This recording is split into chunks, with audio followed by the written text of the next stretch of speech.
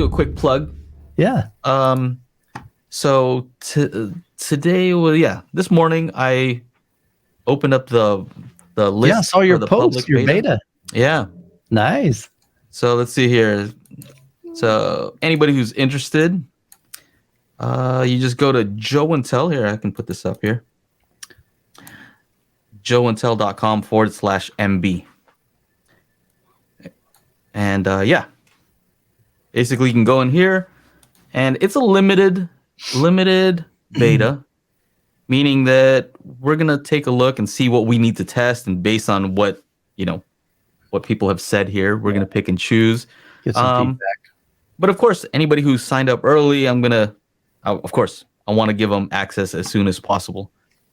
So it'll be fun. I'm very excited to show what this can do. It's cool when all the hard work is finally coming together, and you're like, this thing's about to hit. It's about to go live. Yeah, well, the truth is it never feels ready, right? You never feel 100% ready. Like right now, the design is not done yet. Sure. Right? The design is still the same, no design that we had when we first started, because we were just only working on functionality, right? So I could have said, you know what? I'm going to wait till that's finished, and then we'll do this. And then, but there's always, but. Right. Finally, I'm like, you know what? I'm just going to say, here's the public beta. You got to put the pressure on myself. There's always going to be something that needs to be fixed, but it can be fixed. Right? Yeah. That's a good thing with software, is that this can change over time. You can have new versions. You can have updates to add functionality or to change the look and the feel of it. So yeah, there's certain things I need to make sure that get right, though, right? The core, yeah. What I don't want to do is I don't want somebody to spend money on an app, do all this work, calibrate their system, and then say, oh, you know what, by the way, those hours that you spent, you kind of messed up. And this and this wasn't right. Yeah. That's not cool. Right. So certain things you have to just get right. Example, off topic, but this weekend there was a fight. Right. Huge boxing match versus Tank Davis versus Ryan Garcia. Right. Like the two stars right now. Okay. So I was over at Angela's parents' house, and I was like, well, I guess you just order pay-per-view the normal way. Like, didn't you just like go on a channel and order it from the TV, right? Anyway, didn't work. So I'm like, all right, I guess we'll have to do the streaming route, So I'm talking about paid streaming, by the way. Right, yeah. Paid streaming route. And so I saw that DAZN, DAZN, right?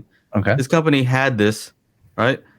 And I went to buy it, and of course they do that whole thing where, oh, you want to buy the pay-per-view? You have to subscribe.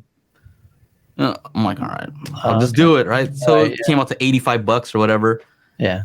I bought it, and then what happened? I tried to watch it, and it says, well, you haven't bought it yet. I'm like, I just bought it. Yeah. And the fight's about to happen, right? Sure. I'm ready to watch it. And so I'm like, you know what? Let me just hit that buy button again, just in case. And I figured that, it'll just restore it or something, right? I hit that button.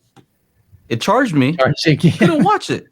Oh, dang. Right? Look at, Fred knows, build everybody twice, right? Wow. So I go on Twitter, and everybody's having this issue. Same thing. Right? Wow. Yeah. So this goes back to the whole software thing, right?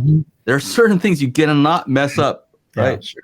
Certain things, yeah, that's fine, but you can't mess that up. Yeah.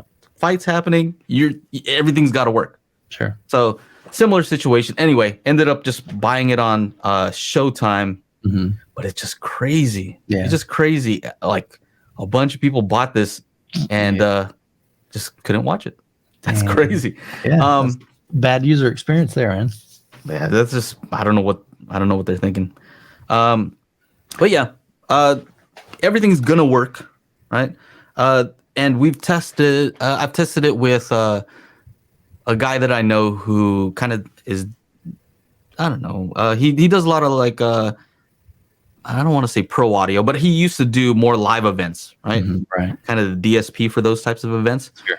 And he's always doing DSP, right? So we're in this Discord group, and he's always doing this DSP on his system. He even has those Dutch 8Cs, Have you seen those? Yeah. Those are expensive, right? Like over 10 G's or something like that. And he never seems to be like completely satisfied with how it sounds. I'm like, dang, they measure awesome. Like, sure. Anyway, he has this DIY project of these line arrays, right? Pretty much almost like floor to ceiling line arrays of these tiny speakers. And I'm like, you know what? Let me try Magic Beans on this and see if I can make that sound good. Yeah. Then we're on to something. Anyway, he ended up trying it out. We did the whole thing, and he just basically said, like, man, you seemed very happy with how it came out.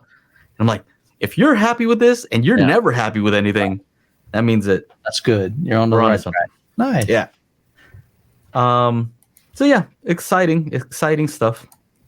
Hopefully you guys sign up if you're interested in the Magic Beans. Yeah, this is your chance. You know, the more you guys sign up, the faster it'll probably get done, because then I'll feel pressure. Like, dang, I got so many people signed up. I better get this done. So yeah, that's it. After every Monday podcast, we have an after show. If you're interested in joining us, go to patreon.com/Daily HiFi.